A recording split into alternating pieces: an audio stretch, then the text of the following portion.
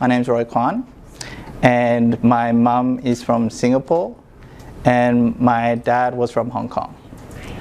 And I was born in Australia, a small country town in Australia called Cooma, population of 8,000. And my mum loves to tell this joke. The best thing about having all her kids born in Cooma Hospital is that she didn't have to worry about a baby mix-up by the nurses. Because there were no other Asian babies within a 100-kilometer radius. If I were to level with you though, growing up in Cooma was very tough for me. So other than my brother and my sister, we were the only Chinese kids at school. And as a result of this, I experienced a lot of bullying and teasing. Kids I didn't know would come up to me and pull their eyes back and call me Ching Chong Chinaman. I had a bully who would beat me up and pull my pants down. But the worst thing he'd do, he'd tell other friends, other people, other kids not to be my friend. And as a result of this, I spent a lot of my lunch breaks and recess feeling isolated, feeling not good enough, feeling like I didn't belong, and really seeing myself as the ugly duckling.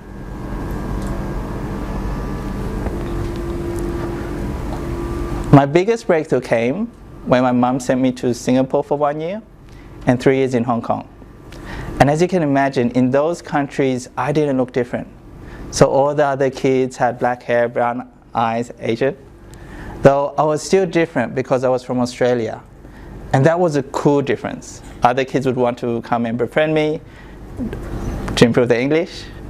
But I found the friends who became my lifelong friends didn't like me because of where I was from.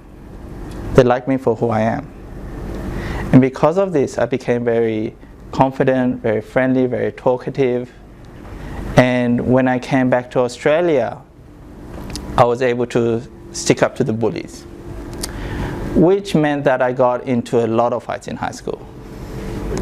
And there'll be times where I felt bruised and sore and hurt. But what was interesting was all these other kids would come and congratulate me because they hated the bully too. And what was more important was I learned how to make friends. And since then, I've created a happy and balanced life for myself. I have a loving wife of 10 years. I have a beautiful 7-year-old daughter. I have 5 investment properties. I had a successful corporate career as a lead business improvement consultant for large financial institutions. But I left that behind to run my own coaching business. And there's one question which drives me. And that question is, what if? What if I wasn't able to break out of my old self to become who I am today? What if I was stuck being the boy who lacked confidence, who didn't feel good enough, who didn't have any friends? And when I think about the boy who had no friends, I think of another classmate of mine in Hong Kong. And he also didn't have any friends. Other kids would jump out of the way to avoid him because he had bad breath and dandruff. And because I knew what it was like to have no friends, I made an effort to befriend him. So when other kids didn't want him as part of a group project or ask him to join mine, when he went to a different class, or look for him during recess to give him a game of chess. And when I came back to Australia, I would message him on ICQ, which is a very old version of Messenger. Unfortunately, I lost contact with him, and a few years later I found out from friends that he passed away from suicide.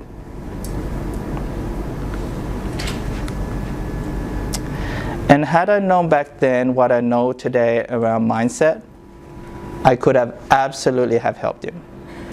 And that's why it's my mission to help anyone, anywhere in the world, to heal their wounds from the past so that they can live their lives to their full potential. And that in turn enables me to live my life to my full potential. And that's why I coach. And so if you know anyone who needs help and support, in Australia we have a lot of great services in this area. So There's Lifeline, Beyond Blue, Suicide Callback Line, Men's Helpline.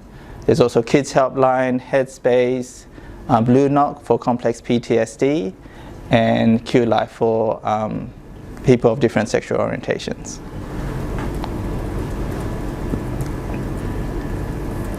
And most importantly, I want all of you to remember that you are all amazing.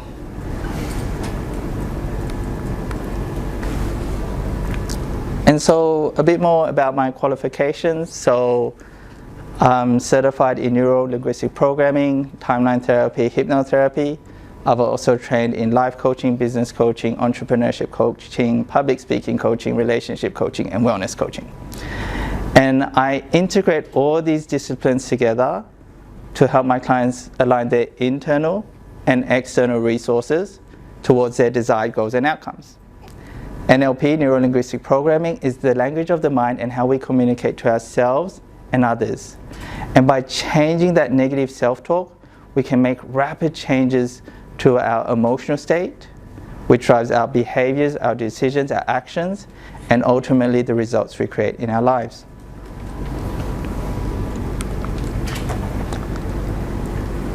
And now I would like to talk about emotional triggers. And when it comes to teaching, I love to tell stories. I find the best way to learn is through stories. And so I'm going to share with you the story of my date with my wife-to-be. So we've been married 10 years. So more than 10 years ago, we were still dating. And whilst we were dating, we went to Bicentennial Park in Sydney Olympic Park. And I had this spontaneous idea to rent a tandem bike, a bicycle with 2 seats. And I remember queuing up at the bike shop, and I told my girlfriend, my wife-to-be at the time, I'm not actually good at riding a bicycle. I can't even ride in a straight line. And I remember this lady in front of us that turned around and said, "Are you sure that's a good idea? How long have you been dating for?" And me being gung-ho, I just rented the tandem bike anyway. And I got on in the front and my wife-to-be at the back. And the first thing we did was we went down this steep hill. And as we were going down this steep hill, I noticed this big pole in front of me. And I was trying to decide, should I go left or should I go right? Should I go left or right? Left or right, left or right, left or right, left or right. Crashed straight into the pole. And when I reflect on that time, this was before I did any work on my mindset. This is before I studied all those techniques. And back then I had this critical voice in my mind which would question every decision that I make. Whether to go right or whether to go left. Something as simple as getting a handyman to install a TV on the wall in one of my investment properties. Or spend the whole day feeling bad about myself because I think, oh, it's too high. Now it's too much hassle to bring it down, and or just feel like I've made a mistake and I'm a failure. And like on reflection, it's an investment property. I don't even live there. It's probably better to have the TV high up because the tenants are less likely to bump into it. But that wasn't my mindset back then. Back then, I'd be like, I failed. And it wasn't until I did the mindset work and understood the root causes of our limiting beliefs did I realize that this critical voice in my mind didn't belong to me. This critical voice belonged to my mother. She had always been critical of herself and of others. How many of you know Bruce Lee? Yeah?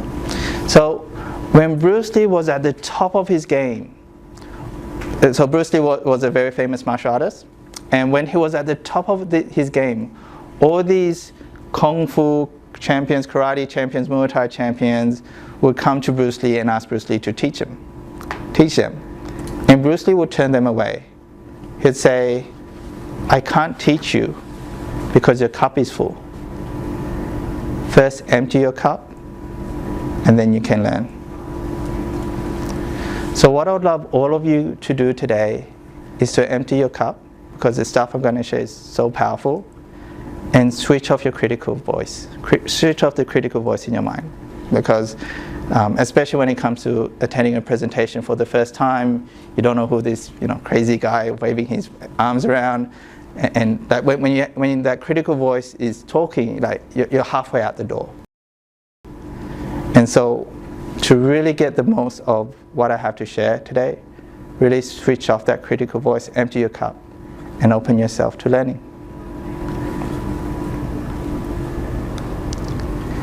And the first thing I'd like to share with you is the Macy's development period. And this helps us identify the root cause of a lot of our limiting beliefs and negative emotional patterns. So the first period is the imprint period. And this is between 0 to 7. And when we're that young, we don't have any emotional filters. We don't have a critical factor. So anything that's said to us or happens to us, our subconscious mind accepts as the truth.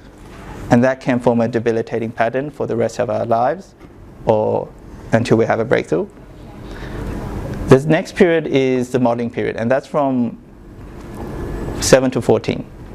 And that's when we start having idols, heroes, and this is when we start modeling really great behavior or reject behaviors from previous models. And the next period is the socialization period. That's from 14 to 21. And this is when the critical factor is fully formed. This is when we become the rebellious teenager, the know-it-all. And the reason why we have the critical factor is for protection. For protection as we go out into the greater environment.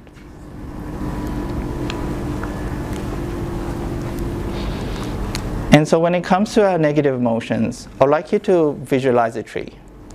And this tree has 5 key branches. The 5 major branches of our negative emotions are anger, sadness, fear, hurt, guilt.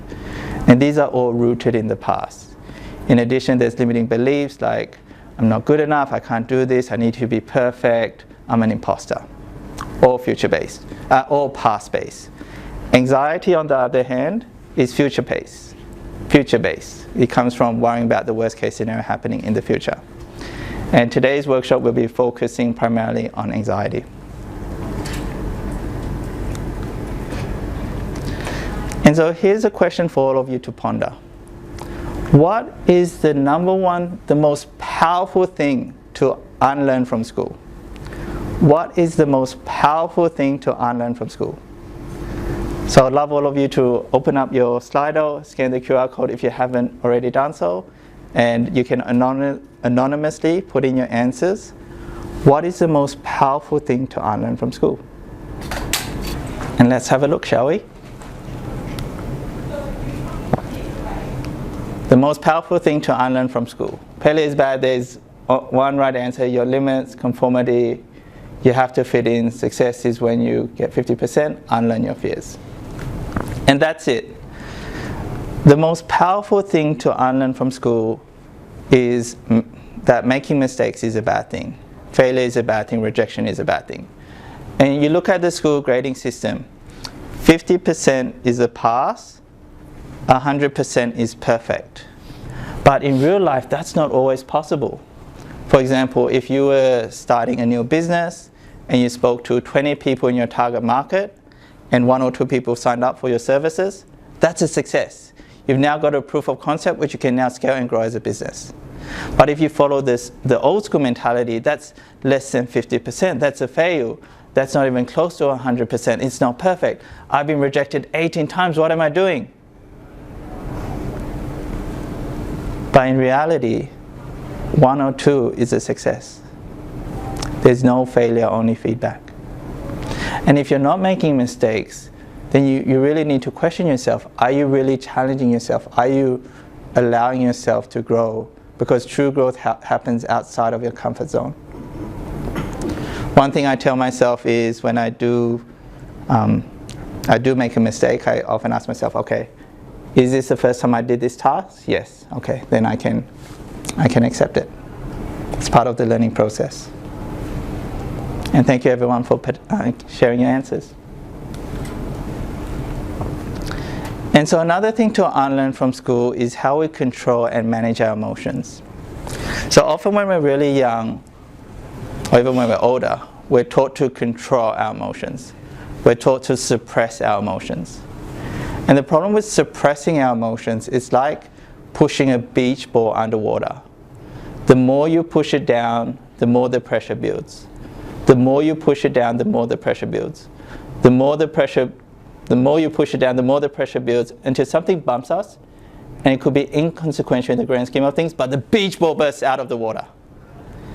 And that's essentially what an angry outburst is, when we suppress anger for too long, or a panic attack when we suppress fear for too long, or deep, long onset of depression when we suppress sadness for too long.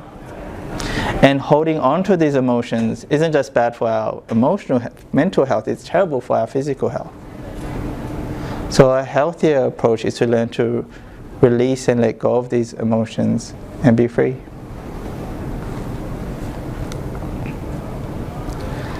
And so I'd like all of you to do some more self-reflection. And so I'd like you to ask yourself, what is it that triggers you emotionally? What is it that triggers you emotionally? And then peeling back the layers of the onion, asking yourself, what are the negative thought patterns beneath it? What are the negative thought patterns which lead to these emotional triggers? And how does your body physically tell you that you're emotionally triggered? And what are your anxious actions? And what are the negative outcomes due to your anxious actions?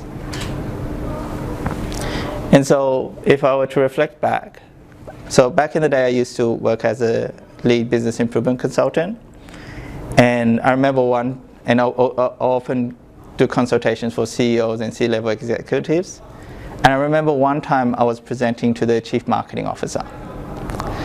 And even though I had spent months preparing this project, and my boss had told me like it's the best work he's seen from me at that time, I could feel my heartbeat racing really fast.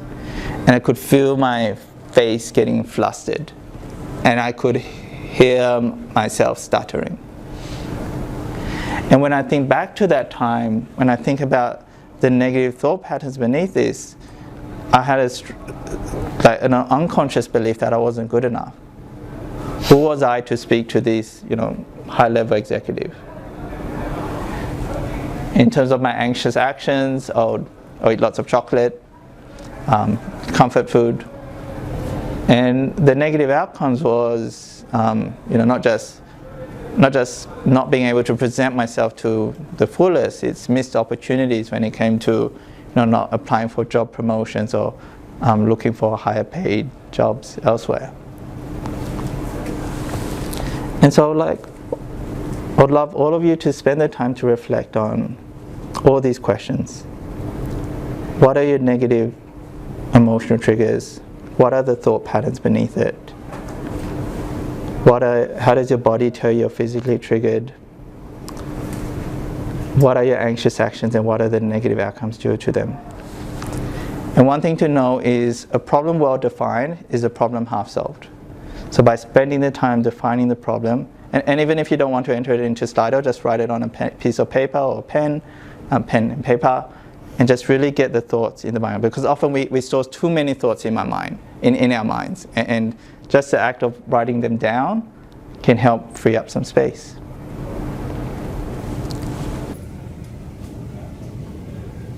So some examples. So when things don't go as per expectation, taxes, mundane tasks, can't focus, I'm hungry, cake, that tax penalties, love, lack of control, imagining the worst, family conflict. And when you read these answers, I'd like all of you to realize that regardless of what you're experiencing, you're not alone. And that there are other people going through these challenges too.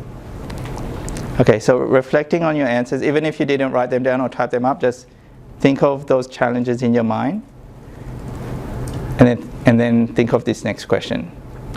So I'd like you to imagine a young child coming to you with similar challenges. What would you tell to them? What would you say to them? So imagine a young child coming to you and saying, being emotionally triggered from family conflict, or a young child coming to you who doesn't feel good enough, or a young child being overwhelmed by the number of tasks she needs to do. What is it that you'd tell them? What would you tell this young child?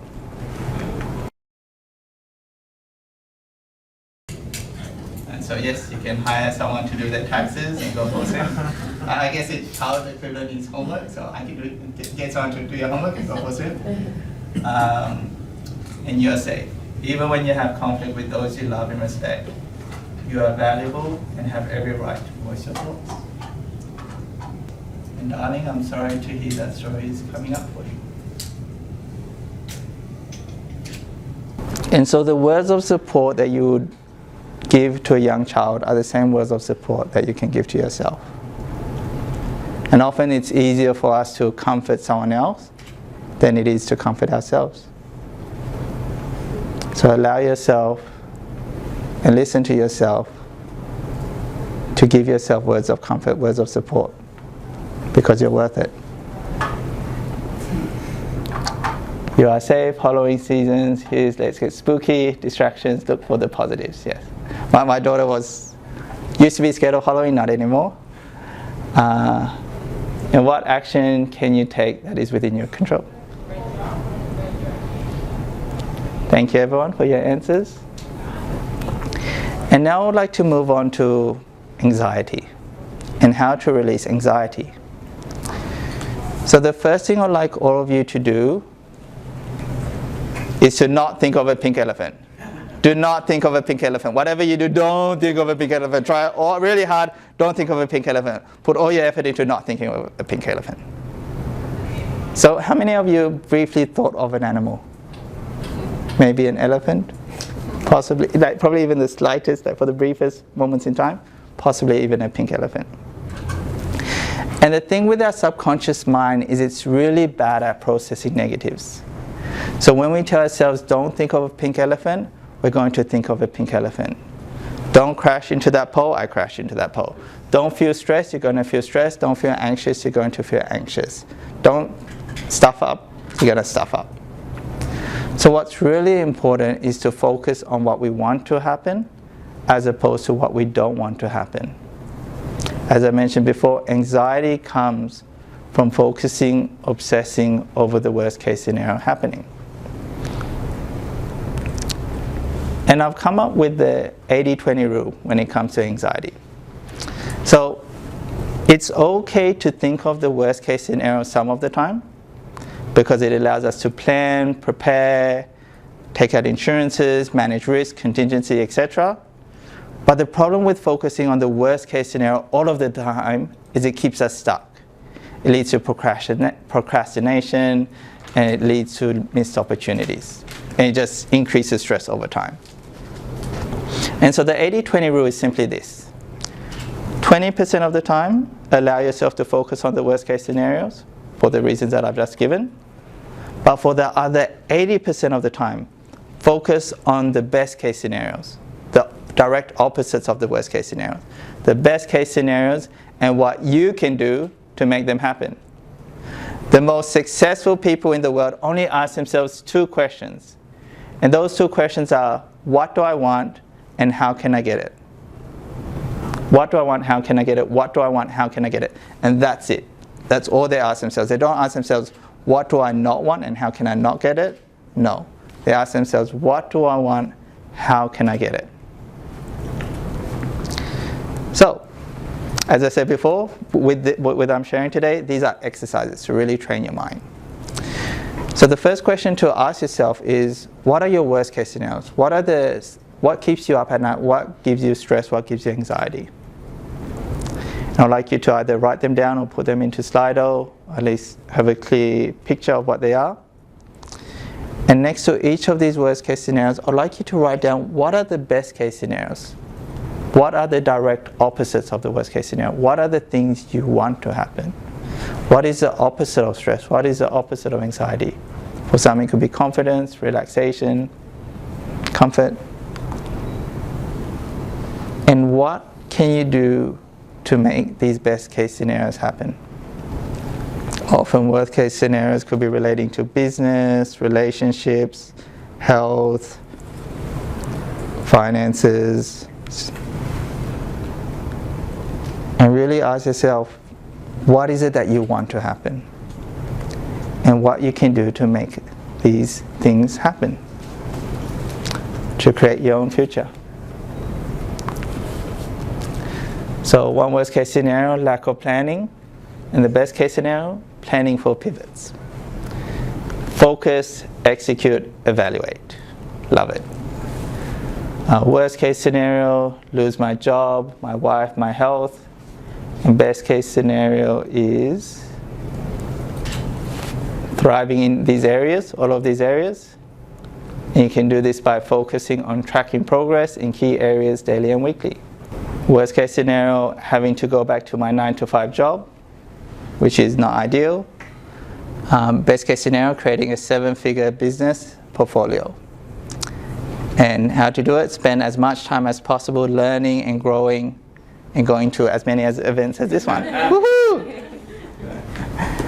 Worst case scenario, that my business doesn't work. Best case scenarios, the business booms and decide it will boom and act accordingly. And yeah, I'm feeling that, because now that my business is scaling, I'm like, oh, I need to spend more time setting up my business to scale. Wonderful. Thank you everyone for sharing your answers. And when you share your answers, you're not just helping yourself, you're helping everyone else in the room. And so often we set really big goals, ambitious goals for ourselves, or we have really high standards to meet. And when it comes to setting big goals, sometimes it can feel like we're climbing a massive mountain. And it could take days or weeks or even months or years to get to the top. And the question is, every night when we climb this mountain and we need to pitch our tents, do we pitch our tents facing up the mountain or down the mountain? And when I say pitch the tent, like have the flap facing up the mountain or down the mountain. So put your hand up if you naturally would have your tent flaps facing up the mountain. And put your other hand up if you'll be facing down the mountain. And so... Is there an option to go sideways? Yeah, you can just look to the side. So a lot of the time we pitch our tents facing up the mountain, so that when we wake up in the morning, we open the flaps, we see where we want to go. But what often happens is we also see how far we need to go. And that can often lead to stress and overwhelm. And so one thing we can allow ourselves to do is to pitch our tents with the flaps facing down the mountain, so that we can see how far we've come. We can see the obstacles, the challenges we've been able to overcome, and feel proud of our progress and our accomplishments. And so when it comes to releasing anxiety, this is how you do it. This is the most powerful technique to release anxiety. Though with a lot of techniques, it takes practice and guidance. It's like a muscle to exercise. And I'll explain it to you. So typically, we are in the present and we're facing the future. So the future is here. We're in the present and we're facing the future. And because of the unknowns, the uncertainties, and the worst case scenarios which might happen, when we see the future, we feel anxious, we feel stressed. So to enable us to reframe and release anxiety, what we can do is allow ourselves to float after the successful completion of the event that we were most anxious about, and look back towards now. And I'll share a couple of examples. So there was a lady who I helped, and she had panic attacks which was so bad, so debilitating, that she'd be stuck in bed. And she'd have to call her boss and say that she couldn't come to work. And after I helped her to release a limiting belief from her past that she wasn't strong enough, and replace it with an empowering belief that she was strong, I then looked at her triggers. And so for her, whenever she had an intrusive thought that her 2 young daughters could become victims of pedophilia, she would instantly have a panic attack. And so I really got her to focus on, instead of the worst case scenario, the best case scenario. But she really struggled with this exercise, so I helped her to create one for her. So I got her to float way out into the future, where she becomes an old lady. She becomes an old lady, she's gone grey, she's all wrinkly, and her 2 young daughters have grown up to be strong, healthy women, and they've married husbands who care, protect them, and keep them safe. And the 2 young girls have children of their own, and the children, so her grandchildren, they all feel so safe with grandma, and they can feel like they can share any of their challenges with them. And I got her to visualize herself like at a barbecue, at a picnic with all her family. All her family lives in the same suburb, and all the families together, and everyone's safe, everyone's happy, and everyone's having a good time. And when I got her to visualize this picture, she broke down crying. Tears of relief. And I wish I had recorded it, because she then said, "I understand why you charge so much." And then what was interesting was, afterwards, whenever I caught up with her, I would ask her, have you experienced a panic attack since then? And she said no. She said whenever she felt like one was coming up, she would immediately think of that vision, and that panic attack would disappear. Here's another example, a more light-hearted one. So I once went on a trip to the Philippines with a group of mates, and one of my friends, she spent 2 or 3 months packing her suitcase. She had planned for every day, for every activity, for every cycle of the month, this was what she was going to wear. And then when we landed in Manila, our airline had left our luggage in Hong Kong. And my friend was freaking out. She was saying, F this, F that. I told her, okay, instead of using that particular effort, use fornicate instead, because it just sounds funnier. So it's like, fornicating airline, fornicating luggage, blah, blah, blah. And what's funny is, now that we're all grown up, we all have children of our own, and we still catch up as friends, we book an Airbnb. When she looks back at this event, even she sees the funny side of it. And she said it was like the best trip ever. And so what I'd like to do is to guide you through this process, which will enable you to release and let go of the anxiety of the number one worst case scenario you have in mind. So I'd like you to first think of the worst case scenario. What is the worst case scenario that comes to your mind? And we'll focus on that scenario for this activity. And now I'd like all of you to take a deep breath in and out. And take a deep breath in and out. And take a deep breath in and out. And I'd like you to ask your unconscious mind where your past and where your future is in relation to your body. And you might say left or right, up or down, in front, behind, diagonal, spiral, any direction. And it's your unconscious concept that we're interested in, not your conscious concept. So trusting your intuition, your inner voice, your gut feeling, I'd like you to point towards your past. And now I'd like you to point towards your future. And now I'd like you to take a deep breath in and out. And take a deep breath in and out. And take a deep breath in and out. And I'd like you to float way up high above your body, way up high above your timeline, way up high into the sky. And I'd like you to float higher and higher, higher and higher. And I'd like you to see yourself floating way up high above the soft fluffy clouds. See yourself float way up high above the atmosphere and float way up high into space. And I'd like you to notice in space there's nothing. There's no pressure, there's no friction, there's no sounds, there's no voices, there's no noises, there's no stories. In space there's nothing except the twinkling stars all around you. And I'd like you to notice all the twinkling stars all around you disappearing one at a time until you have a clear blank canvas.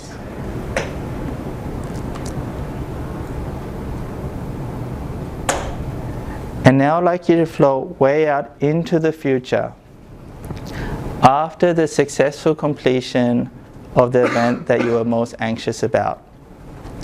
And I'd like you to float a few minutes after that event, a few hours, a few days, a few weeks, a few months, a few years after that event, and turn around and look back towards now.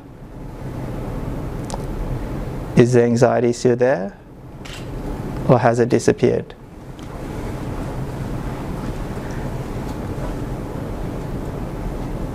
And even if you can't see the best case scenario happening, allow yourself to see the worst case scenario happening and you recovering from that event. You learning from that event, you growing from that event, and you becoming wiser from that event. And really float way out into the future, many years in the future, and you're on top of the mountain. You're on top of the mountain and you're looking down the mountain and you're enjoying the view. You can see all the challenges you've overcome, all the hard work, all the toil have paid off, and really see yourself enjoying your success and enjoying the view. And now I'd like you to take a deep breath in and out, and take a deep breath in and out, and take a deep breath in and out, and float down now. Float way down, relax now, and just allowing your entire body to rest and relax. And as you go even deeper, all distractions just seem to disappear. And I want you to concentrate on your breathing. Breathing in pure relaxation and exhaling all the tension in the body. Feel all the tension leaving the chest area as you exhale. Feel yourself relaxing even deeper with each and every breath. And your breathing is so regular, so easy and effortless. And you are relaxing more and more, more and more. And your entire body is completely and totally relaxing as you drift even deeper down with each and every breath. And you feel a warm, wonderful sense of relaxation and going even deeper down. And you may have noticed that some areas of the body are more easy to relax. And concentrating on the areas that you find to be the most comfortable, very relaxed, and concentrating on these areas now, you are recognizing and realizing what there is about those areas that make you so comfortable and so very relaxed. And feeling all the sensations in those areas, the most relaxed and comfortable parts of your body. And allowing and feeling the comforting sensations of the most relaxed areas of the body begin to spread. And as this marvelous, warm, wonderful feeling of relaxation spreads to other parts of the body, the feeling of relaxation becomes stronger. And the relaxation spreads out beyond those areas, continuing to spread to all parts of the body you desire to relax deeper and even deeper. Picture and imagine the relaxation spreading like the rays of sun, gently warming and relaxing like the rings of water spreading from a pebble tossed into a gentle pond. And the relaxation spreading to every muscle, cell, fiber, and bone in your body. And you're enjoying this tranquil, peaceful, comforting relaxation in every part of your body. And with every passing moment, this feeling of deep, tranquil, comforting relaxation becomes stronger. And every cell, nerve, and part of your body knows and enjoys this wonderful sensation. And this wonderful feeling now goes out beyond the physical confines of your body, spreading out beyond the skin to form a protective shield around you. And you can let this feeling spread far, far beyond your physical body, or keep it close, like a second skin. And since this protective bubble or shield is your own creation, you can do with it what you wish. You can use this shield any way you want to. And the uses of this shield are limitless. It can act as a filter to filter out those feelings or things going on around you, and filtering situations that are uncomfortable, and allowing you to let in those feelings you wish to let in and experience. And it can act as an amplifier to help you understand people and to help people understand you. And this protective bubble can be invisible or visible to a few people or as many people as you want it to be. And you are using this protective shield any way you choose to use it. And that is okay, because this shield is your own creation, and you are using this shield and enjoying comfort in every part of your body, practicing and using this shield and allowing it to spread, allowing it to go beyond the confines of your physical body. And you can experiment with it, making it as large as you like, using it as a transport to another place or time. And the more you use it, the stronger it becomes. And realizing now that when I awaken you, you can return to this place of peace, tranquility, and deep relaxation, and use this shield anytime you desire to do so. And you are using this shield, feeling the relaxation spread to all the parts of your body. In a moment, I'll be counting backwards from 10 to 1, and I'd like you to awaken 1/10 of the way until you are fully awake and present. 10, 9, 8, 7, 6, 5, 4, 3, 2, 1.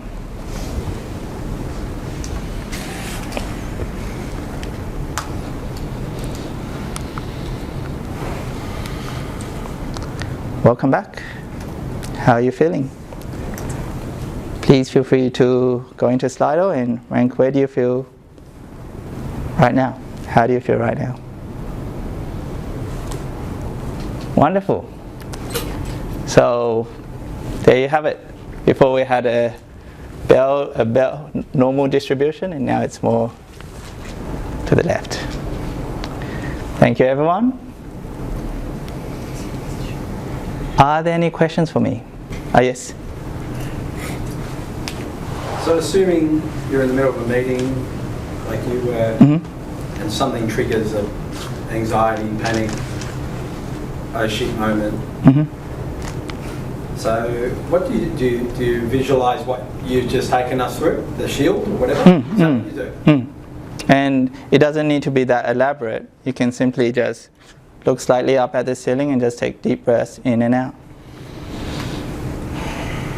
And you notice that when you do that, not only do you relax yourself, other people will pick up that energy as well. So breathing is so powerful.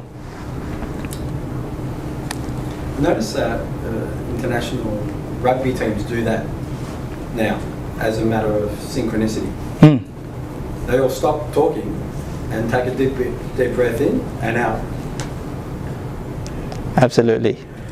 And there's so much when it comes to peak performance state. I can't, but there's like the beliefs, the language you use, and your physiology to achieve peak performance.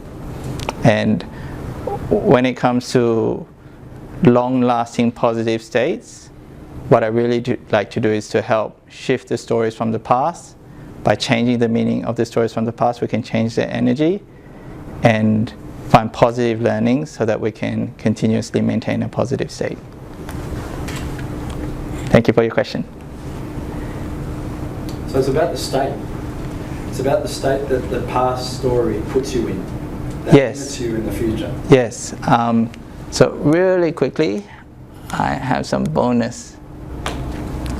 So this is a process which I take people through to release negative emotions from the past. And so often we're in the present and we're looking back towards the past in position number 1.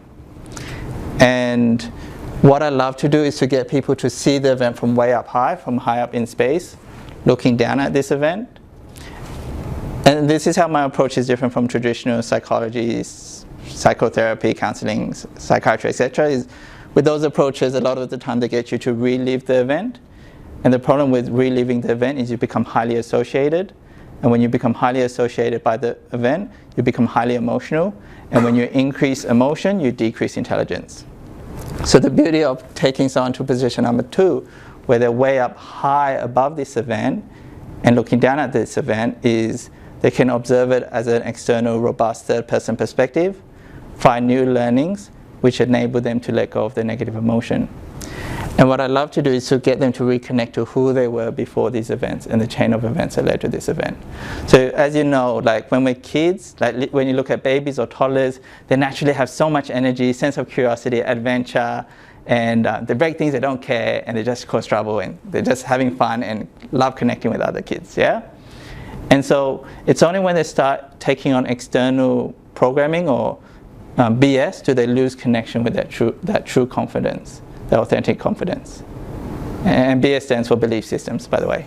and bullshit. and so by clearing all this junk from the past, we can help. It's like reinstalling your computer. We can refresh your mind so that you can operate at a peak performance state. And I have a question. When you come back, everybody has different ability. Not everybody is in a happy state when they come back. You know, when they come back again, you say go to the future and come back. Everybody's different. Yes. It's different. So my question here is, you have this case study and this method. How many case studies have you done? How many people have you tested for? Because everybody's different. Everyone's different. And it takes a lot of practice to be in a happy state. And it's not a uniform, one rule fits in. It's like, it's very hard to be, sometimes it's very, very hard to come back and be happy and like, oh, I'm fine. It's like 100% agree, and which is why when it comes to addressing these negative emotional states, I can't do it at a group. I do it one-to-one. And when it comes to one-to-one, here's a few of my case studies. The first one is Tanya. She had insomnia for 3 years. After I helped her to release all those negative emotions, she had no trouble sleeping after that, no longer needed to take sleeping medication, and she works as a night shift nurse. And then just real quickly, I'll just talk about Nave. Prior to seeing me, she had seen 16 psychologists and done numerous CBT, cognitive behavioral therapy sessions. After just one session with me, she just noticed a massive change in her negative thoughts and mindset, and she highly recommends this for anyone with a long history of anxiety and need to get to the root cause. I'm out of time. Vern's presenting next, so if you have any questions, scan this QR code. You can book a free one-to-one introductory call with me, and in that session I'll help you to map where you're in and out of balance, where your mental blockages are, an emotional leakage, and then help you to set a goal which really inspires and motivates you. So thank you everyone, and enjoy the rest of Spark Festival.